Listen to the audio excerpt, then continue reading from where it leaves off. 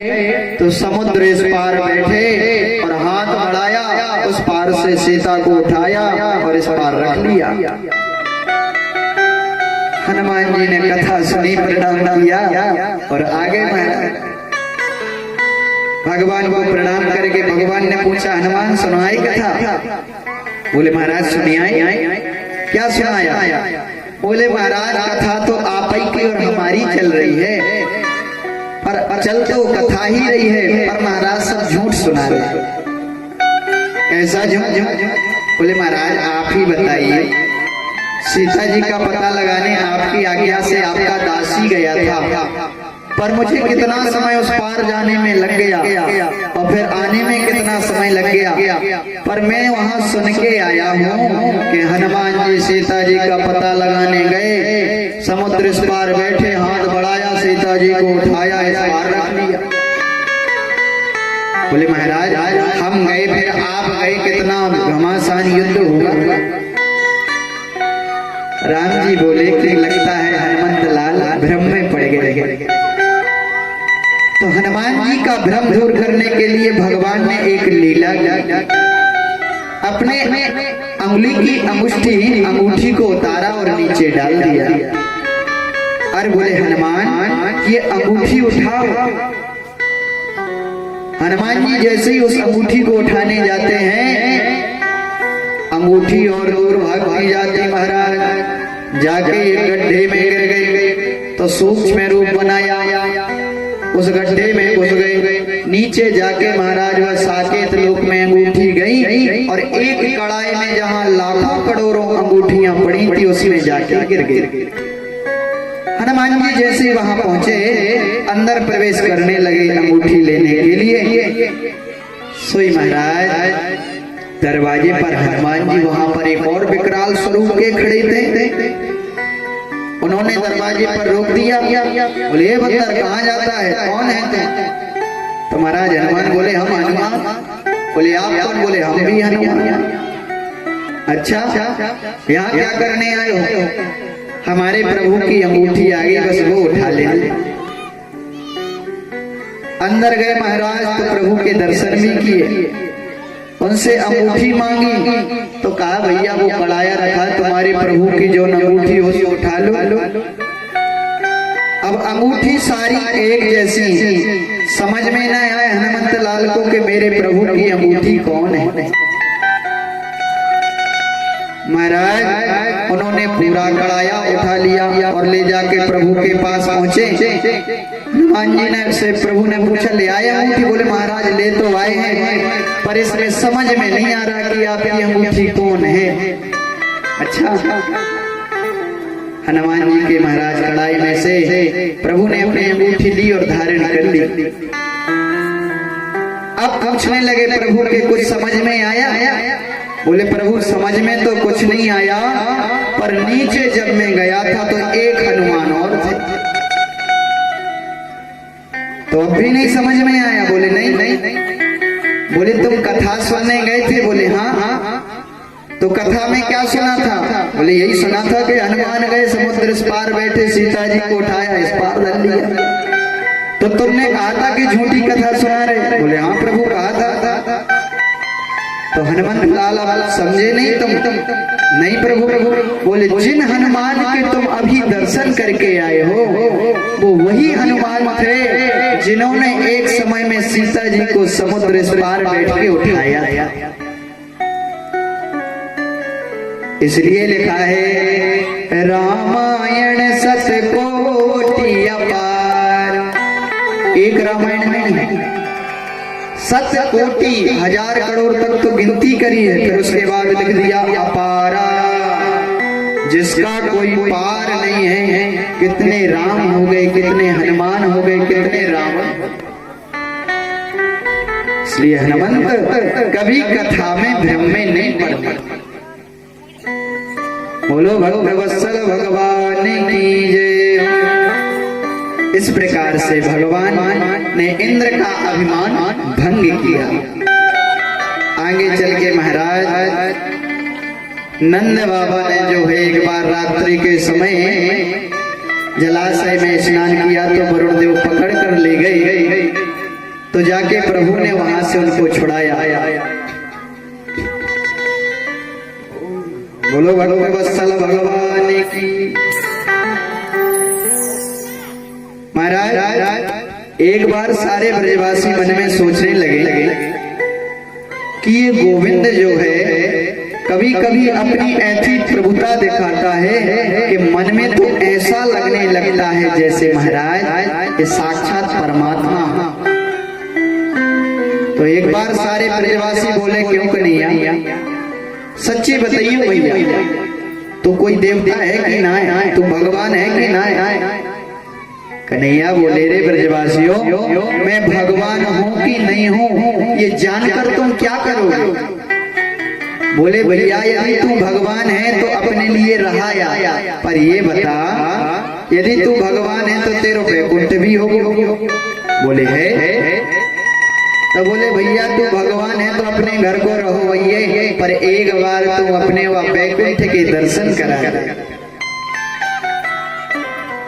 महाराज कन्हैया बोले कि ब्रजवासियों मैं भगवान हूँ कि नहीं हूँ इस प्रश्न को तो यहीं बंद करो, तुमको वैकुंठ के दर्शन करने हैं तो हम कराते हैं।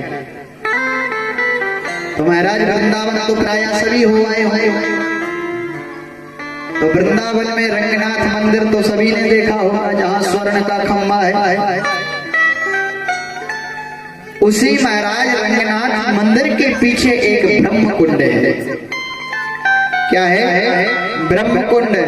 तो मेरे गोविंद सारे ब्रजवासियों को उस ब्रह्म कुंड के पास ले गए और सारे ब्रजवासियों से बोले अरे ब्रजवासियों यदि तुमको वैकुंठ के दर्शन करने हैं तो इस ब्रह्म कुंड में छलांग लगा लो वैकुंठ के दर्शन हो जाए। सारे ब्रजवासी महाराज एक एक करके उस ब्रह्म कुंड में छलांग लगाते जाते हैं और वैकुंठ में आके दर्शन करते हैं। जहां आके महाराज वैकुंठ की दिव्य शोभा और दिव्य दरबार को देखा तो सारे ब्रजवासी आपस में कहते रे भैया मुझे तो ऐसा लगे है जैसे कोनो स्वर्ग में आ गए। देख तो भैया अपने कन्हैया को वैकुंठ कितना सुंदर है। थोड़ा आगे गए महाराज तो चार चार हाथ वाले ब्रह्मा जी थे। तो एक ब्रजवासी बोला भैया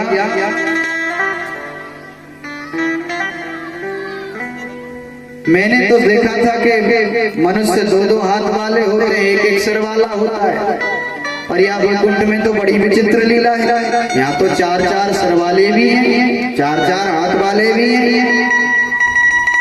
महाराज ब्रह्मा जी से जाके ब्रजवासियों ने कहा भैया राम राम तो कुछ नहीं बोला ब्रह्मा जी।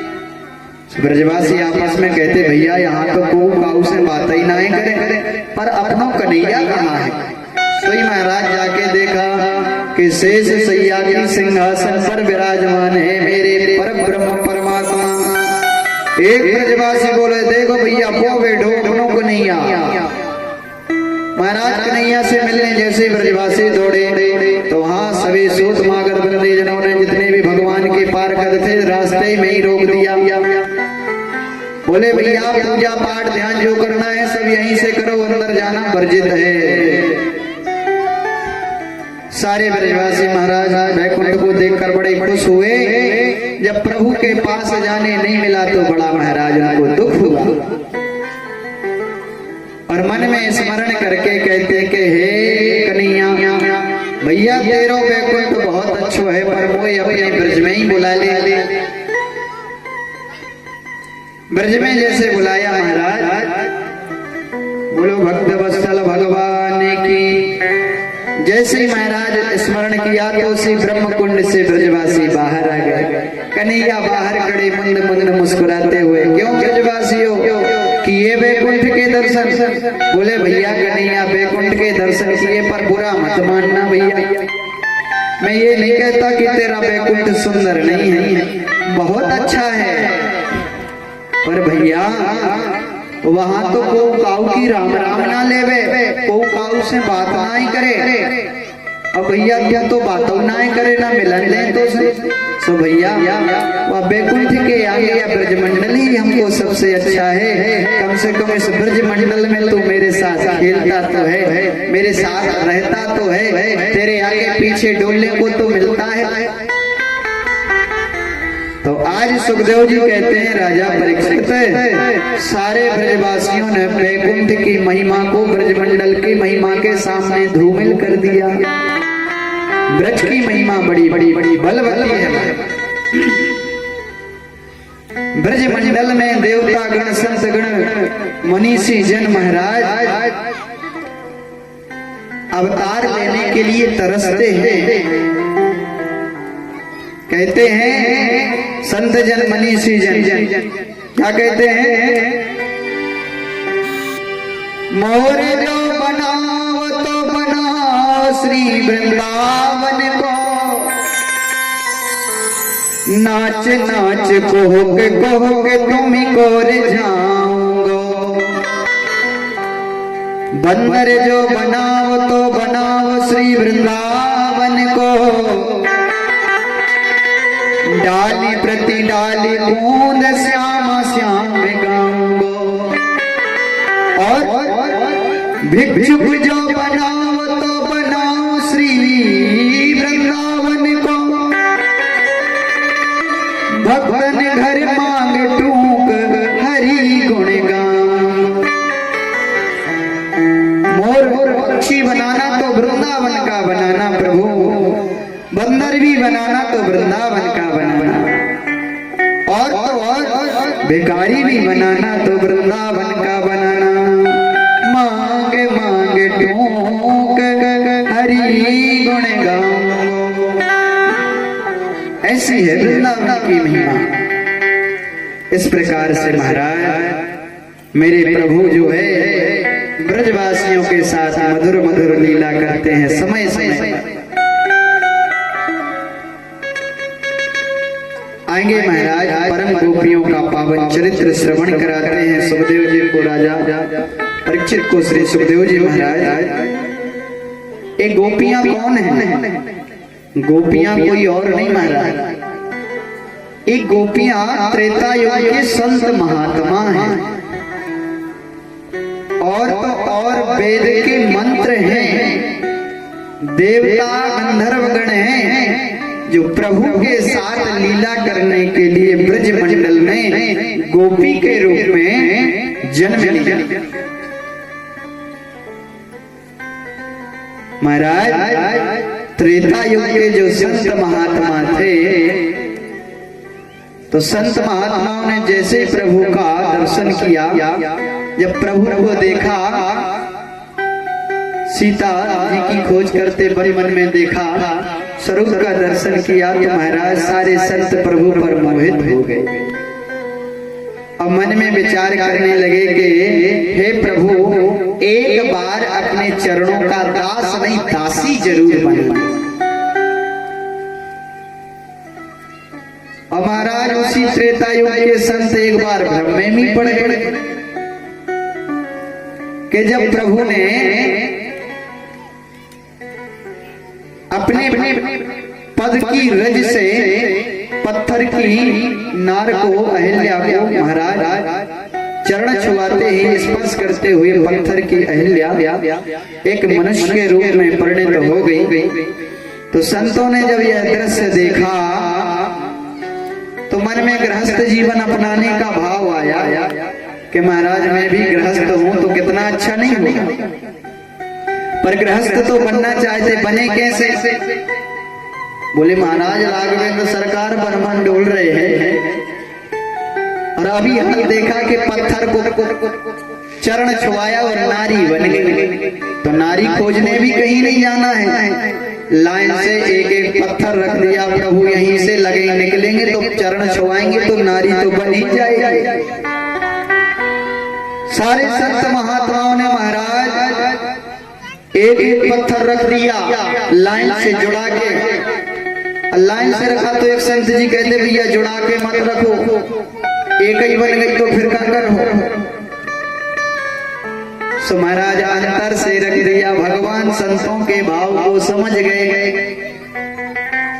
कि लगता है संतों के मन में थोड़ा सा विकार आ गया। सो महाराज प्रभु चलते जाते हैं लेकिन पत्थर में पैर नहीं छुआया, पत्थरों को लांघते हुए चले गए, एक भी पत्थर में पैर नहीं लगाया। संत महात्मा महाराज जो है बड़े दुखी हुई कि बताओ प्रभु ने एक ही पत्थर में पद नहीं लगा। और फिर उन्हीं संतों ने जब देखा बाद में, क्योंकि संत सोचते थे कि भैया गृहस्थ जीवन में बड़ा सुख और आनंद मिलता है, और जब पत्थर में पैर नहीं लगाया तो बड़े दुखी हुई। अब महाराज जब उन्हीं रामचंद्र जी को देखा, हे खग हे मृग मधुकर श्रेणी तुम देखी सीता मृग नहीं। आज भी पर ब्रह्म परमात्मा अपनी प्रियतमा सीता जी को ढूंढते हुए लता पताकाओं से, महाराज पक्षियों से, कीट पतंगों से पूछते हैं कि क्या तुमने अपने मेरी सीता को देखा है। अब वही संत जीवन रामचंद्र जी को देखकर कहते हैं कि गृहस्थ जीवन अपनाने के बाद रोना भी पड़ता है। सो भगवान हमें नहीं है सो गृहस्थ जीवन अपनाउने, हम तो आपको भजन करें सो ही सही। बोलो भगवत्सल भगवान। तो ये जो ब्रजमंडल में गोपियां हैं ये कोई और नहीं,